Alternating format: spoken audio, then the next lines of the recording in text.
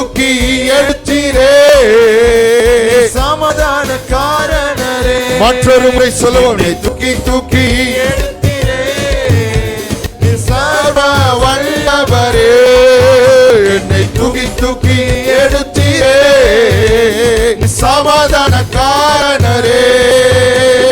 மரித்து போன அந்த லாசரை அன்று தேடியே இயேசு வந்து, மரித்து போன அந்த லாசரை அன்று தேடியே இயேசு வந்து, உங்க வாயின் வார்த்தையா அந்த ஜீவன் வந்ததே. விசுவாசத்தோடு வாயில் வார்த்தையா அன்று ஜீவன் வந்தது.